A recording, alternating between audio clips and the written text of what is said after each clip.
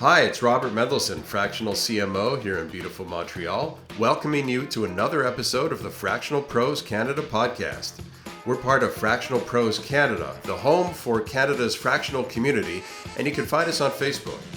We bring you conversations about everything fractional that matters for fractional executives and businesses from coast to coast. Think of this as your go-to spot for real talk, practical wisdom, and strategies you can actually use, all without the corporate fluff and with plenty of Canadian content. Whether you're a fractional pro or a business in our great country of Canada and beyond, this conversation is for you. Grab your espresso and let's dive in. Welcome to the Fractional Pros Canada podcast. I'm Robert Mendelson, your host and fractional CMO. Joining me today are two members of the Fractional Pros Canada community. And if you're a fractional in Canada, I invite you to join us in Canada's home for the fractional community. You can find us on Facebook. Just search for Fractional Pros Canada. Chandra, you have deep experience in branding, turning brands from bland to bold. And Stephen, you're a product maestro, transforming ideas into growth engines. Welcome to both of you to the Fractional Pros Canada pod. Thank you. Look forward to it. All right, and I believe we're pretty close to coast today. So I'm here in beautiful Montreal. Stephen, you're in Toronto? A little north of Toronto in Bracebridge. All right, and Chandra, you're West Coast? I am in Surrey, BC. There we go. Nice. All right, so let's talk branding and products. So Chandra, let's start off. What are the biggest challenges that you're seeing companies grapple with, like over and over again when it comes to brand building? Kind of like you keep on seeing that accident, happening again, and you just want to stop it. That's a good question.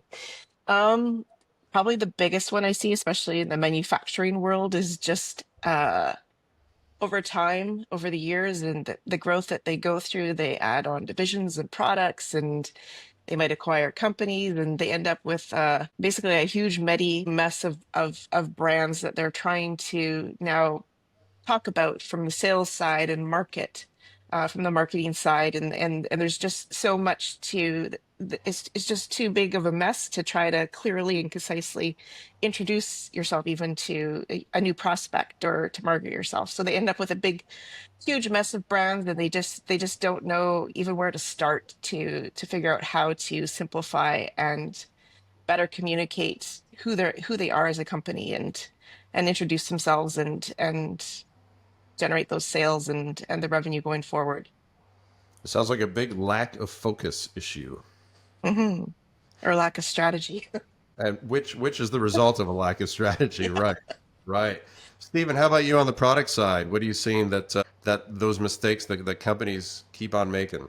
Well, in a strange kind of way, I would say exactly what Chandra said, except with the word product in the middle. There's a couple of principles. Find on the technology side, a lot of commercial companies don't really follow the idea of planning to be successful. They sort of they tell themselves, we'll just solve our problems as we go. And then when success emerges, they're so far away from having what's needed to capitalize on it that they sort of miss the window. There's some really good adages about kind of messing it up at the finish line. Like you run the marathon, you get to mile 25, and you poop out, and you have to crawl your way to the finish line. It's that kind of thing. A lot of companies have that. When you get into the issues Chandra's raising, where tech companies have multiple products and they're trying to get into different markets, it gets just as confusing for all the same reasons. They lose track of who they are and how to represent themselves, and they fire hose every sales meeting. They just can't successfully maintain the excitement of the original ideas that created that business. So they just become confusing and therefore easy to take out competitively from somebody with typically one idea, one point of focus as a new company, and they just come in and start taking away key customers as a result. In a way, they're both the same kinds of issues. They're maybe a little more problematic on the product side, which is a lot harder to change than brand. Aside from if you've ruined your brand, then I'm sure it's hard to unruin it. But on the product side, if you've made a big mistake investing millions in technology, you can't overnight change that. Whereas you could come up with a new brand campaign. Sorry, not to make it sound too simple, Chandra, but come up with a new brand campaign and sort of start again, run a Super Bowl ad or whatever it is you wanted to do. Yeah, certainly easier to pivot on a brand than a product. But all this conversation, give me a visual in my head. I see a boardroom with, all the leaders in the room, and everybody's really excited. because everybody, we're all in execution mode. We're getting all these different things done all at the same time. We're go, go, go, go, go. And what's happening is strategy is being left behind. There's a million different directions being pursued at the same time. And like you said, it's kind of like that marathon at the beginning. You're going fast, fast, fast. You're ahead of the pack. But as you're getting closer to the finish line, you're finding those people who kind of like paced themselves and followed that strategy so they wouldn't burn out for that last couple of miles. That starts to become apparent towards the end, and then things just fall apart. Yeah, and I think, Robert, the end is normally the beginning for most companies, meaning if you get to the end, you're sort of where you now want it to be, which is you've got to market customers and everything else. So you need to kind of save all that energy for that stage. Crossing the finish line in product only means you've started, in my opinion. And that's why, again, companies have to plan correctly for getting to the finish line and assuming that they will get to the finish line so that they actually can start the proper scaling of their business. If they don't do that or think that way, then they mess up. And that's a lot of where I end up finding my help is companies who've kind of lost their way and don't have their strategy in mind, don't have their focus, they don't have an aligned team, they lost track of technology, and things like AI, of course, are making a mess of many things right now, and people don't know how to do that, so they're gearing themselves up for even more reasons not to get to the finish line. Chandra, you see the same thing, or are you have the same opinion that once you get to the finish line, that's just the beginning when it comes to branding? Well, ideally, yeah. I mean, ideally, you have a strategy and a vision, and why you exist as a company, and all of your team is on that same page. But I think you get lost. They get lost in the woods, and they get too technical, and to that point where they're so involved in the day to day that you kind of forget the big picture. You forget why your company exists, and a lot of your team members are all telling different messages to when they introduce you.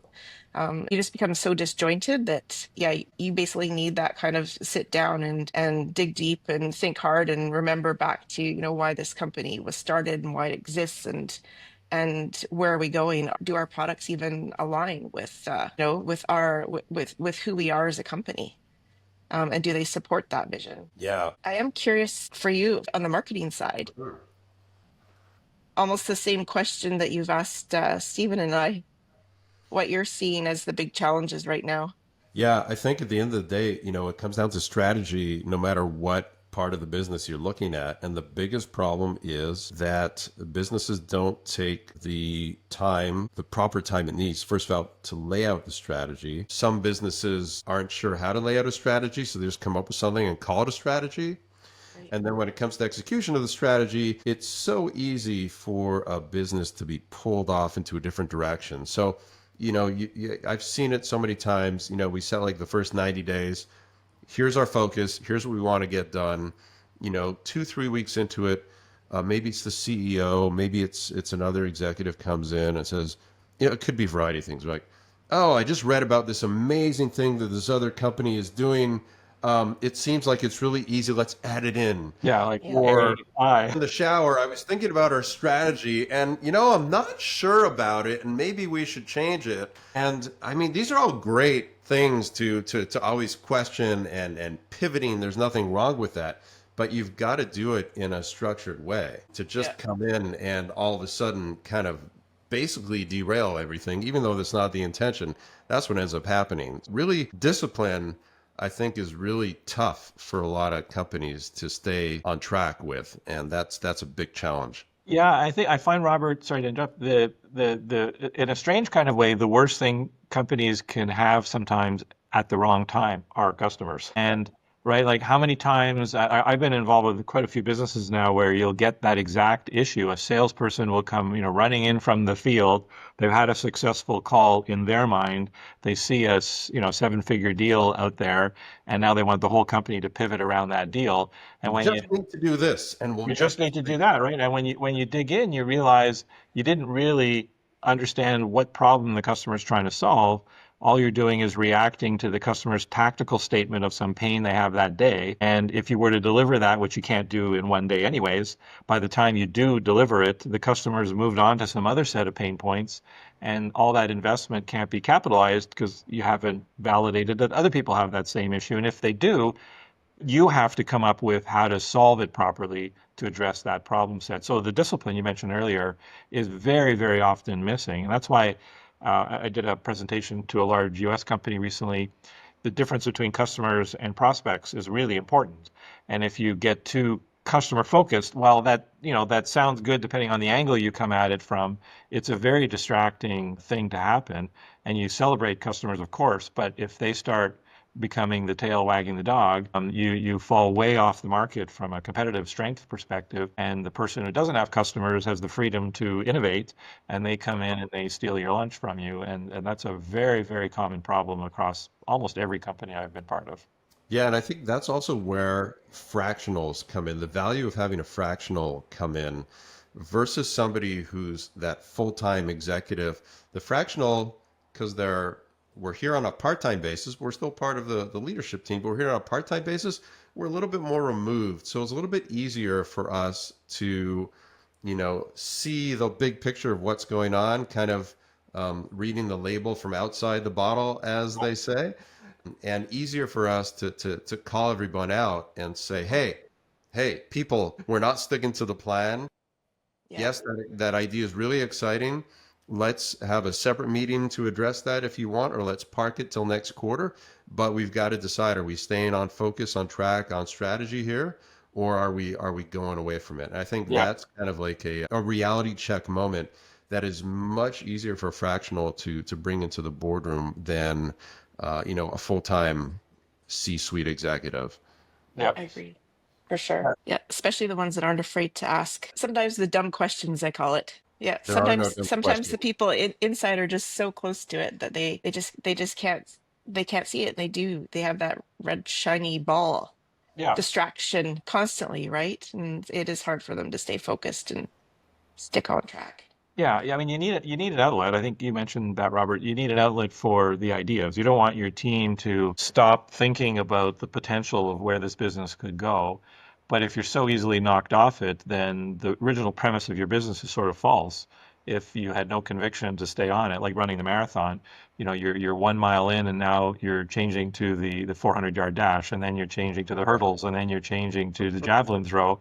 You'll never get anywhere, right? There's always something to change to in track. So you're not training now for anything, and you're not going to be good at anything, and not likely to finish any of them. Whereas somebody who keeps working on the marathon and does the training and knows the path through the forest to get to the other end is the one who's going to get there. And again, it doesn't mean you have to put blinders on, but you just need outlets for those things and good leaders to understand how to absorb them in terms of the future of the plan, like where the North Star ultimately is. You can keep reshaping that part of it because it's in the future anyways, and talk about it a lot in order to get more input and vet it and whatnot. But that's why brand and product goes so well, because they're basically the same concept at some level, right? You're building something that you need to deepen in people's minds, and the ideas or the problems that Chandra sees, I'm sure, are the same ones I see. Yeah, it is funny the crossover that I really didn't think about, especially on the product side, but Yeah. you're totally right. Yeah. Yep, never a shortage of ideas, and beware the idea monkey in the room, Yeah. which often is the CEO or somebody else who's that visionary who's comes up with just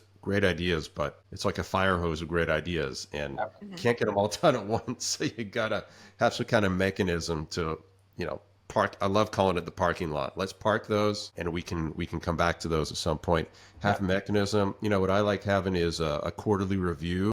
Maybe it's a monthly review if that's really what's needed to review all those ideas in the parking lot and then start to like score them somehow. How long would it take to get them done? What's the potential revenue that each of these ideas could potentially generate? It's best guess, but still, it is what it is. And then from there, we can say, all right, this one's got some legs. Let's try it out. Maybe we need more information before we can answer those questions. So go back. We'll review it again next time around. But having some kind of mechanism to treat all those great ideas and really understand which ones make sense, which ones don't, which ones are worth resources and which ones aren't is important to have as well. Yeah. Yeah, I like that. A strategy for new ideas. Yeah. Yeah. Let's talk a little bit about the Canadian business mindset, which is a bit of a cliche, but I've seen it compared to the US business mindset. In my experience, I've seen, and over the years, I've actually met VCs, private equity firms, and other investors and other entrepreneurs that I've met who have told me the same story, and that is that something like Canadian businesses don't think big enough. And so, the classic example is an investor comes to meet with the CEO of a Canadian business who's looking for investment, and the CEO asks the question, okay, you're a $10 million company today. Where do you see yourself? If I invest, X dollars, where do you want to get to in the next 5 years?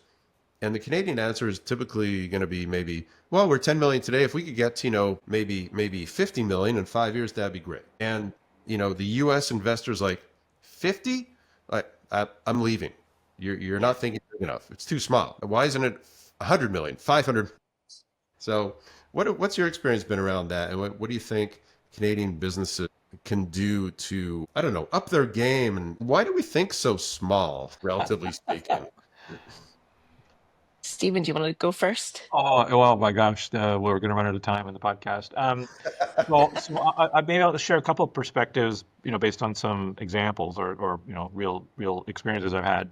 So I've been fortunate to have a few businesses that have had global markets. So I've done a lot of international traveling outside of North America. And one of the things that's sort of very, very clear is away from North America. Canadians and Europeans, I found, are somewhat similar. You make your pitch, it's taken at face value. Customers make good buying decisions based on the face value of your pitch, and Canadians are okay with that because it's a little more, let's call it honest. They tell me all the time, when they're meeting with Americans, they realize that they're being pitched all the time. They're being exaggerated and so on, and it's hard for them to sort of sort through what's really going to be delivered and what's not really going to be delivered. When I look at it from a VC perspective, I've lived the adage you were mentioning earlier. I want to do this sort of thing. I need $10,000, and the Canadian VC says, well, I'll give you two to see how you do, and the American VC says, I'll give you $500,000 because I want you to do well. You know, Supercharge it. yeah, yeah. Well, I mean, one of the differences in my mind is there's more aptitude to fail in the U.S. than there is in Canada. I think the concept of failure is more easily accepted there. You just go bankrupt, move on to your next thing. So both VCs and serial entrepreneurs don't necessarily seem to mind that, so they're willing to take more risk. Whereas in Canada, there's not as big a VC pool in general terms, as well as supportive VCs in terms of knowing all the markets. So it's a lot harder to play that kind of game in that way where we're just going to keep throwing caution to the wind. I think for me, when I used to travel a lot, I used to try and kind of go down the middle of those two stories when I would travel and be, a little bit American when we were presenting the things I was representing and a little bit Canadian from the sort of truthfulness, honesty perspective. And I tried to navigate that down the middle, and I found that actually worked quite well away from North America. And then in North America, you had to play the game, you had to exaggerate. Investors always told me, we want to know how you think, so don't worry about being bold. We're not going to hold you to it. But if you're going to go from 10 million to 500 million, you better have the answers to the question about, how you think you're going to do that. And don't just make up a number, because even the US people, they have data behind that. They have plans, and they have ways of supporting that particular goal. Whether they get there or not is an operational excellence perspective, and that's a different part of the equation. And the VCs help with that often. I notice that's a big change in our markets is VCs are increasingly putting teams in that can help their portfolio succeed by making sure they can become teams of excellence through all the stages of a business, so that you're not having to keep rehiring your business at every stage, which often is true. The first people can't survive to the second stage and can't survive to the third stage because they don't have those experiences. So fractional people are good for that as well, where Perfect fit. I want to come in because I need like a Series B stage fractional CPO or CMO or whatever it would be, to just get me through that stage. I need it for 6 months, a year, whatever it is, and then I'll get the next person who can deal with the bigger companies. Those are good approaches if you can't build yourself a team that can evolve, which is of course hard, but can't be done. Anyway, sorry, that was a lot. Oh, that was good. I think in general, Canadians and Canadian companies are more conservative than the US. And I think one of the biggest things that I noticed over all of the years is that when you worked with a US company, they often had a solid marketing team. They had the in-house designers, and they had the in-house developers, the in-house social media. And Canadian companies, I feel like they've always kind of, worked with outsiders and outside companies, and it hasn't been consistent. They've never really invested in what I believe a company needs to grow. They need a solid marketing team. They need to be on top of brand. They need to be out there promoting themselves, and they just don't invest in that. And I don't know if you've noticed the same. Yeah, no, it's exactly that. At the end of the day, I think Canadians, I don't know what the reason is. Is it because we're too nice? Is it because our population, our market size is smaller? And so if we're just thinking within, the Canadian market, it's not that big. But we shouldn't be just thinking about the Canadian market. The border is a geographic imaginary line, really. And consumers, especially in the US, are very similar to consumers in Canada. And if you're B2B, same thing. Businesses, the cultures are so similar. So I think that's a lot of Canadian businesses have the approach. Let's crush it in our backyard first. Let's dominate Canada. We'll learn a lot. We'll understand a lot. We'll smooth out all our processes, and then we'll be ready to expand into the U.S. But that process always ends up taking longer and longer and longer. And at the beginning, it's like it'll take us 6 months. At 6 months, well, there's still more we can do here in Canada. Let's keep going. Let's keep going. And now you're 2 years down the road and you're still saying, oh, well, we're still, there's more room to grow in Canada. And so that US expansion keeps going to the back burner. And I think, Stephen, you mentioned it. I think there's a greater openness with American businesses on that not afraid to fail and fail fast concept and idea versus here in Canada. Maybe we're just more conservative by nature for whatever the reason is, or more risk averse. So I think all that adds up to what it is. If I have an interesting example, Robert, when I was, sorry, not to run, I'm not running a commercial here per se, but when I was running Platespin, was the one business I started myself in 2003. We were sort of a global leader in what we did. Whatever the detail is and how we got there doesn't matter. Our first product, the one we built the business around, about 2 years in, had to start competing with a free version of the same technology from Microsoft and from VMware, who were the gorilla in the industry we participated in. So here we were, a little Canadian company, stepping out globally to sell this thing. And those two companies, who were the major players in our market space with the dependent technology that we were basing it on, came out with free versions of the one thing we had. So we had two or three options. One is close down. That would have been It's an a option, but never a good one. Yeah, that would have been a conservative way to do it. How can we compete with free coming from Microsoft and VMware? Look for a quick exit and just sell cheaply to one of those companies, or keep our head down and keep competing. And one of the stories I tell a lot of is we chose the last one, keep our head down and keep going, because we had a lot of conviction behind what we built. And by the time all was said and done, we kept beating them all the time because our implementation of the solution had the ROI that companies were looking for. And we had invested, because it was revenue oriented, we had invested the right level of engineering in building it.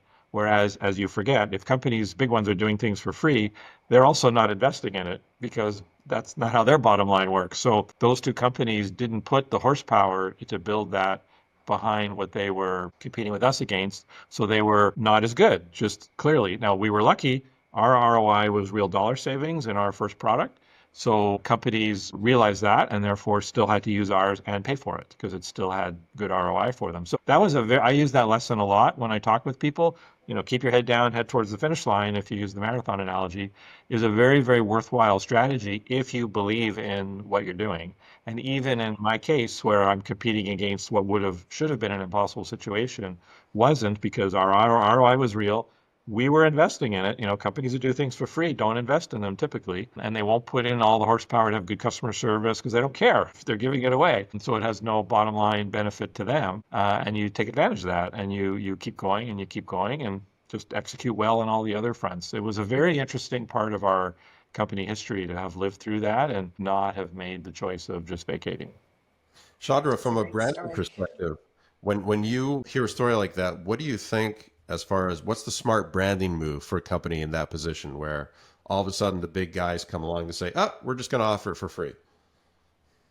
I think that having that, and I think Canadians in general are known for quality. So I think that's innately, globally, that's something that Canadians are known for. So I think sticking to your guns and making sure that you come back to that core and that this is quality built, and that is a core part of of our brand and making sure then that the message was there. And that's obviously what you did, Stephen. That's a great story. In the current political climate, I mean, arguably that's what our premiers are saying, basically, right? We keep our head down, believe in Canada, and away you go. And ultimately, that should play out as a good strategy for us. Yeah. Obviously, there's a lot of things we can't control about it, but it's consistent with the idea that if we believe in ourselves and our industries and our markets and our products, the world understands their quality. Our only challenge is to overcome how to get it to them, which, Yeah. for steel and other things is harder than it is for other stuff. But I'm a believer in that strategy overall. So.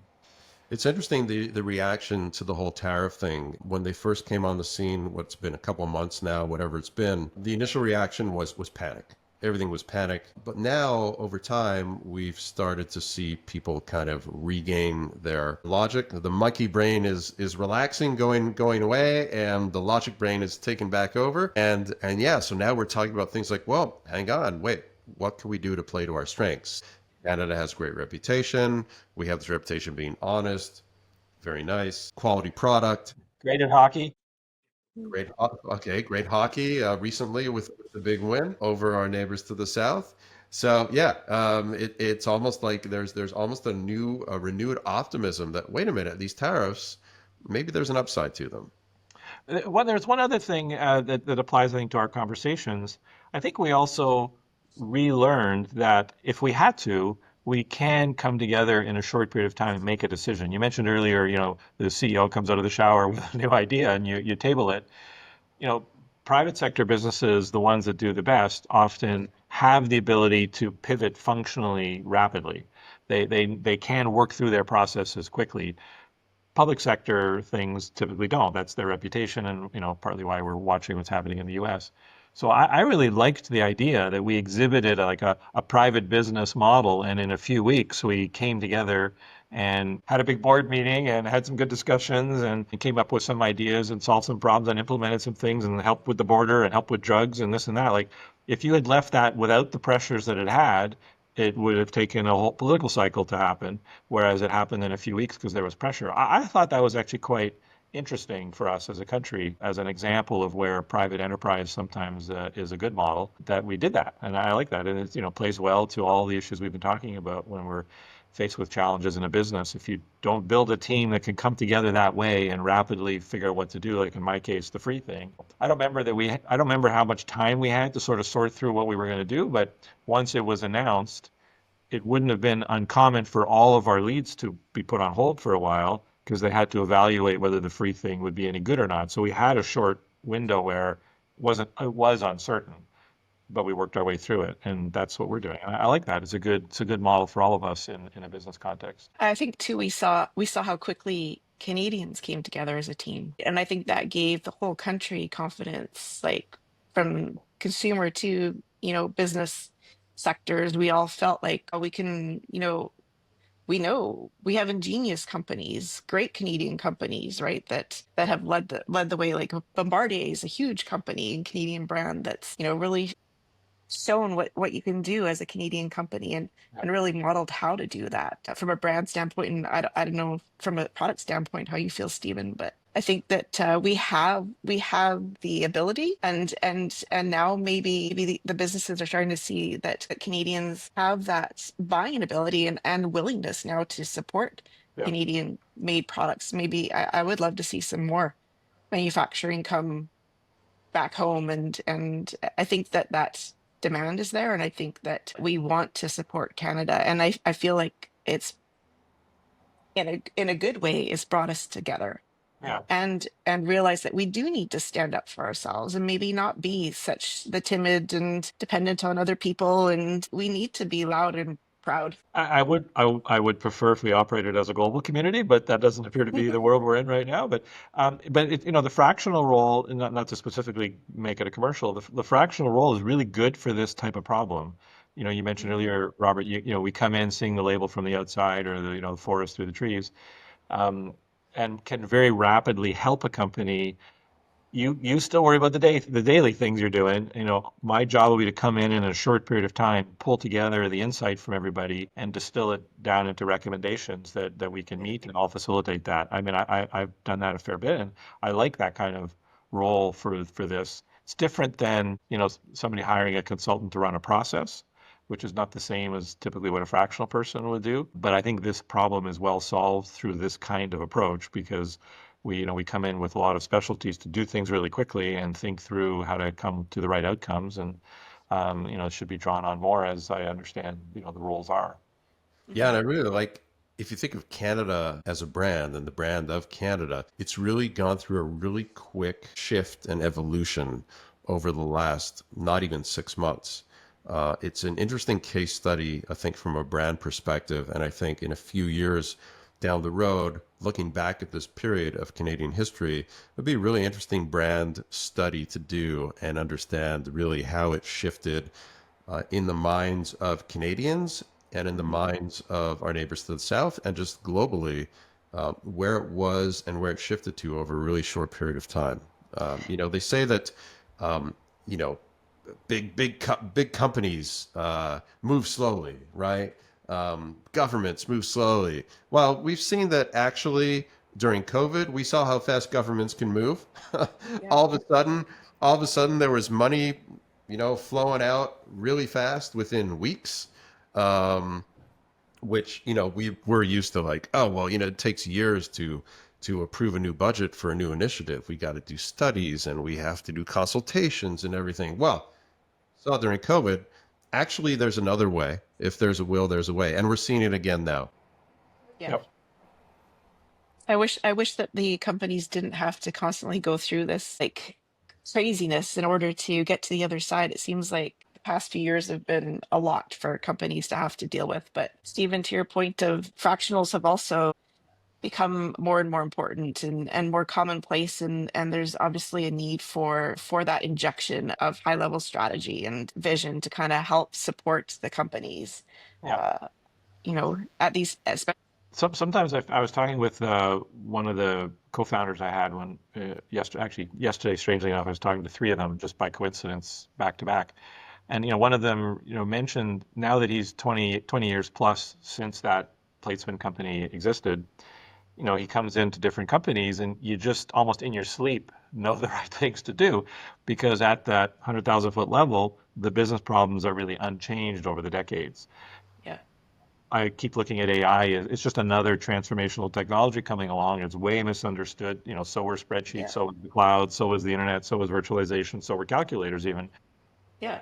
So we just have to realize we're on a curve and here we go again. And, for me, Yeah. it's like the eighth one. It's easy to come in and say, Hang on here.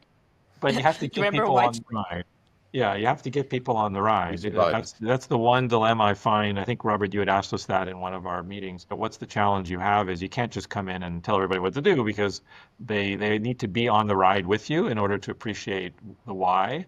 And then if you can get them to buy into the why, then they're rowing with you, and that's what you want. That's probably the ultimate skill the best of us always need to have is to come in and quickly illustrate here's the path we're on and why it exists this way, and this is the one I recommend for you. And you buy into that, then everybody knows how to row towards that direction. Versus, well, Robert said this or Stephen said that. By nature, you're an outsider, so why would they bother to accept it? Yeah. Yeah, and it's interesting too that a lot of companies, when we start having discussions with them about doing fractional work with them, one of the questions that often comes up is, well, what kind of experience do you have in my business, in my vertical, in my industry, in my niche? And I always see it as, it doesn't, I think between us fractionals, we know it doesn't matter. Marketing is marketing, branding is branding, product is product. The fundamentals don't change.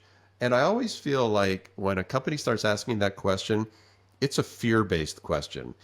They're looking for a way to kind of, like, acceptably stall moving forward with actually bringing in a fractional, an outsider who, how do they know they can trust us? How do they know that we're going to do the job? How do they know that we know our stuff, etc.?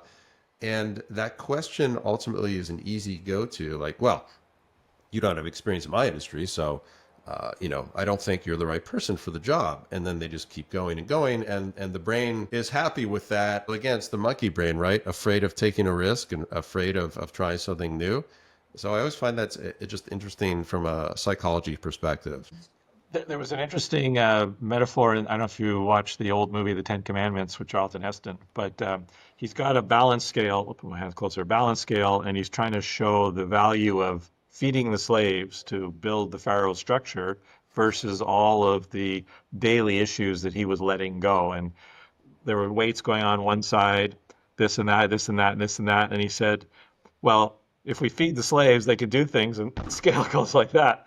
So my example there is, I know your market, this and that, this and that, but if I know how to run a good business, if I know the principles of excellence, the scale tips the other way dramatically because that's the skill that's needed ultimately to make it successful. It's not all those little things. Because I agree with you. I face often that, well, you're not an expert in supply chain management. Well, you are. I'm going to help you make supply chain management a success because I know all the other things, but I'm depending on you to be the expert. So if you want me to also be the expert, then you're not leveraging, you're missing the point which is why you called me, because you're struggling with making your business successful, which isn't about knowing your industry. It's about knowing how to make it successful. Yeah, and I love management lessons from the Ten Commandments. Yeah. Who'd have thunk? And Star Trek. I pulled a lot of Star Trek quotes as well. And let's not even start talking about the Matrix.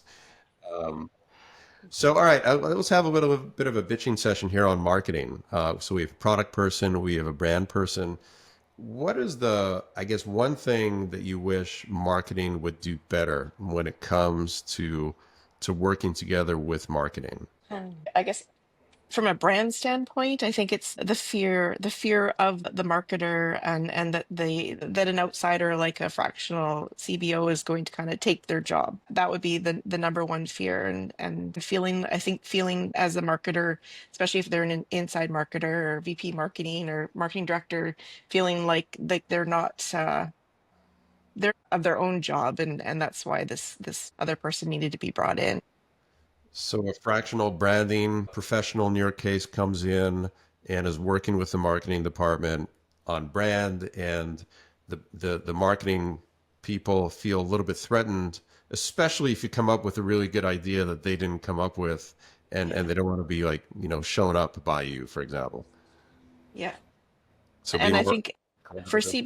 CBOs, there definitely is an integration where you're talking to HR, you're working with the CEO, you're talking to the sales team and product development, and so you're getting obviously a totally different picture, but you're working at the same levels, I guess. So I can see why it would feel threatening. How about you, Stephen? So I might come at this slightly differently. So on the product side, the understanding the problem statement is really important to the whole life cycle of building a great product. And product marketing, and branding have to sort of line up with the mental state of the buyer in order to catch them on the website or whatever it is you're using to reach them.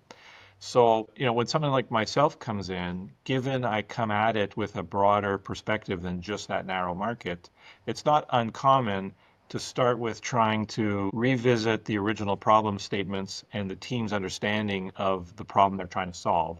And what you often find is they've drifted from it. So that unfortunately creates the cascading issue of the marketing probably isn't on par anymore because they're not really using the message to latch on to what's in the buyer's head as they pass by the website or query Google or now AI. So you need that reshaped. And I find there's a huge difference between companies who outsource versus companies who insource marketing as well. The ones who outsource it tend to be a little more distant from the true problem statement. And the ones that are inside sometimes tend to be too technically oriented.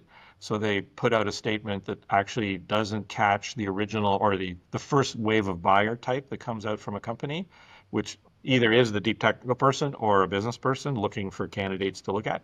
So you have to realize that and plan for that as appropriate. And I think the one that's my bugaboo is, I don't know if you find this a lot, Chandra, but when I've been with companies for a while, even my own plate spin, we used to have this funny story. Marketing team would propose, oh, it's time to create new brochures because, they're getting older.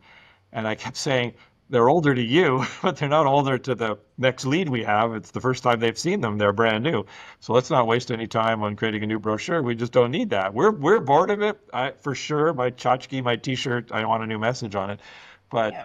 I'm not bored of it. It's got the right thing on it. So that next person who comes along, it's brand new to them. So, you Mhm. know, it's sort of a funny mindset that you sometimes you get tired of yourself, even your product, and you Yeah. feel like you need to start changing it just because we got to do something. We need a reason to exist. Whereas it's much better to figure out, what are the 5 or 6 problems in your space a company is trying to solve? Where are they on that curve? Typically, companies have to go through all of them in a market space. So if you're, in supply chain management, you'll have like 8 problems. You'll have tax management problems, border crossing problems, factory floor issues, delivery issues. You have to do them all. So if you're focused here and they're buying over there, they're not a lead for you. So you have to get it all aligned. But eventually they'll go through all the bubbles. That's the 100,000-foot view. All markets revolve around the same sets of problems again and again and again. And they just keep rotating through them. And tech, of course, is notorious for that. It's cost efficiency, it's safety and security, it's accessibility, it's obviously feature completeness and reliability. There's just constant problems that they keep cycling through, and you just have to know that and remind them of that, and get them back to that 100,000-foot view.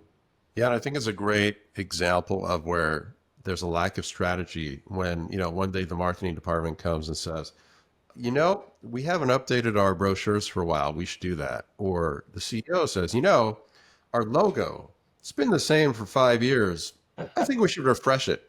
And these are great ideas if there's some strategy behind it, if there's a reason. Right. If you have Just make work. customers, are you losing customers because your logo looks old? Are you losing customers because your brochures are out of date? Or is it just because, again, shower thought, feeling like it feels like it's old, we should, these are just like make work projects that without the right strategy behind it, you're going to put resources into it instead of doing something that is much more productive. Yeah. For everything. And that's how you end up with the at our time end. Oh, Chandra. I think Chandra froze. And I wanted to hear what the next word was. Well, she'll come back. We got her in a good facial pose. That's good. All right. We'll wait for Chandra to come back. But Stephen, meanwhile, I want to ask you the billboard question. So if you could have a gigantic billboard anywhere with anything on it, metaphorically speaking, getting a message out to millions or billions, what would it say and why? Just as a general statement, or about myself as a fractional? I think from a product, a fractional product pro lens, what do you think that billboard should be saying? So it's hard for me. I'm spending a lot of time now trying to develop great depth in the whole AI trend that's occurring. And that would be my billboard is like, watch out. Not AI is coming. I think everybody knows that one. That's not the message. But it's a very, very sharp trend with a lot of edges on it. And I see already signs of many, many companies making the wrong decisions, just making the wrong assumptions, learning the wrong things, uptaking it in the wrong way. And they're not seeing the kinds of things you would see after having seen a number of these transformational things happen, that they're going to run into lots of problems in a few years and they won't even know how to recover. So my big billboard would sort of, I don't know how to phrase it exactly, but it's sort of like watch out for AI, or don't make the wrong choices about AI, or make sure you really understand what you're getting into. It's surprising. A friend of mine and I have been working on these funny examples. I can get the underlying AI engine to give me the right and wrong answer about how many L's there are in a word regularly. And like, that's one of those funny ones, right? And it's a nonsense example per se, but it's an example of it's not a 100% reliable resource. So you have to really be careful about how you use it. So my billboard, I think, would be focused on that. I appreciate I didn't have a very succinct message for that, but I'm trying to work really hard to be really on top of that issue for companies that engage me. Nice. Chandra, welcome back. We were Thank you. wondering what the rest of your sentence was. We were on the edge, but I think I was just gonna say that that's how brands become so muddied, I think, because you start regenerating content or materials and logos, and then everything ends up disjointed. Yeah, that's the quick path to bad branding. there we go. All right, and Chandra, we're talking about the billboard question. So if you could have a gigantic billboard anywhere with anything on it, metaphorically speaking, get a message out to the masses, what would your billboard say? For me, it would be brand is the heart of your business. Brand is the heart of your business. Nice. Nice. That's a good one. I like that. If your brand can exude the benefit gained from that product, you've won quite a lot. Absolutely. Versus it's some obscure thing. It's interesting because in tech, people kind of try and create new metaphors in the industry all the time. I'm going to create this new kind of software and I'm going to call it this, which is just some weird word they've come up with. Yeah. That's never going to happen. You're not going to get into the Webster's dictionary with that. It's just not going to happen. So you can market that all you want. It's not going. Nobody's out looking for it. You have to pick things that people are out looking for. So Yeah. especially in the early stages. So your brand is everything. Absolutely, that's a good one. Yep. Yep. And I like the word heart because it speaks to the emotions that a brand should evoke as well. Yep. So Yep. it's a good word to have in there. For me, I mean, I have endless billboards, but I think the big one right now that I wish was right in front of me right now is just two words: stay focused. Yeah. And I think that helps in all aspects of life, but especially in Yeah. business right now, with so much turbulence going on around us with tariffs and politics and all kinds of other things. Staying focused is really key. Stick to the strategy like we've talked about so many times in the last few minutes. I think that's really key to success. That's a good one, Robert. All right. Hey, Chandra, Stephen, thank you so much for sharing today on the Pros Pod.